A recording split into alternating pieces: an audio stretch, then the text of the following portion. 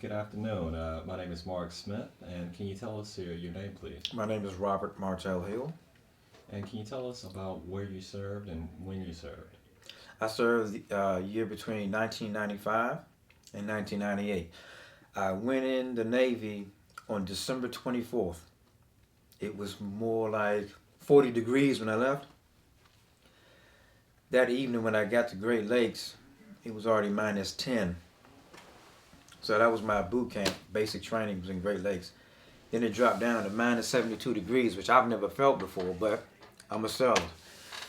I had to, my job in boot camp was to carry the flag. I was what's called a guidon. I'm setting the tempo for how everybody marches. They line up on me, dress right dress, and then we go out and do what we do as young sailors. I served, most of my military time has been in Virginia Beach at NAS Oceana. And I was a aviation electrician.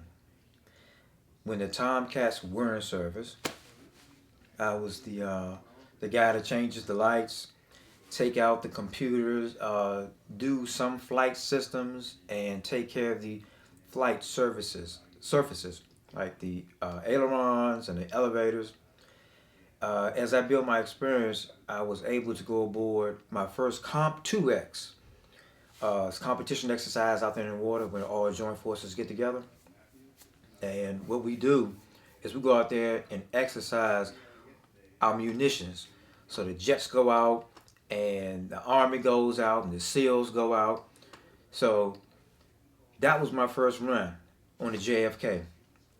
Then I went to my home carrier, which is a nuclear, and that was the George Washington. Nice carrier, it was clean, fairly new, and then that's when I started my 6-month deployment. We went to the Arabian Gulf. I was blessed to see things like Israel, France. The food and wine is good in France, by the way. Then also I went to Dubai. And I have gone to Nazarene because when I went to Israel, we had the chance to walk in Christ's footsteps or his son's footsteps, and we traced every little thing back all the way to where Christ gave his first sermon for church. The carrier was stationed in the Arabian Gulf, but we always made trips to Dubai, 6. So we spent a lot of time on leave, but when the call came, because Iraq decided to go ahead and fly some jets, that's when we had to go to status. It's like battle status. All hands on deck. So I'm on the flight deck. This is my first time. It's just myself, another AE, and then we had the Hornets. They were off to the right, and there was only 2 birds, because they have to fly together. Top secret. But what they did, they left and they had munitions all the way around the underbelly of the jet. If you know what a Phoenix is, if you don't, look it up. It's a Phoenix missile. It can clock you from over 200 miles away. The jets came back empty after they took off. I didn't see any fuel tanks. I didn't see any missiles. And that's when it really hit me. That's when it really hit home. We just really hurt somebody. And I think that stuck with me, but I respected it because I'm on the water. Not just for myself, not just for my future kids, which I didn't have any at the time. But, I'm glad I served. And I'm glad I did the things I do. I did Navy, then I did Air National Guard, and then I did Naval Reserve. I want to share a funny story with you. I was on the flight deck, and it was on the aft end, on the back of the ship, where the birds land. Call them birds, they're jets. And I see this thing just wiggle up in the air, and it scared me. And whenever we see something like that, we have to go to the command and let them know, hey, look, something's on the water. It's not right. So I went down to maintenance control, which is our maintenance office, where we get all our orders to fix jets and where we have to send back to Norfolk and where we have to order and all that good stuff. And I told him, I said, look, something's out there. And I was serious, and they saw the look in my face and my eyes. So by the time I got back to my shop, because that's where they told me to go, the petty officer of first class, Al Labonte, he looked me in the eye. He said, "You know what that was?"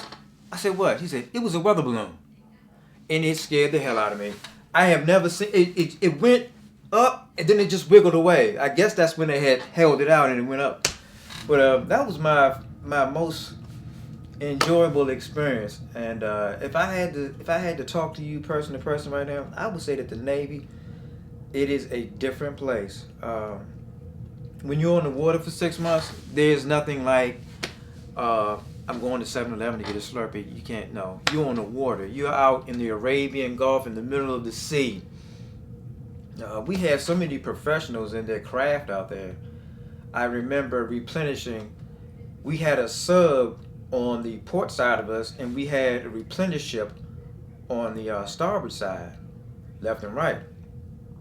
And they threw over a line. We caught it on our boat, and then all you saw were lines coming across, and the food and the munitions, all that stuff, our mail. It was very unique, and we were rolling.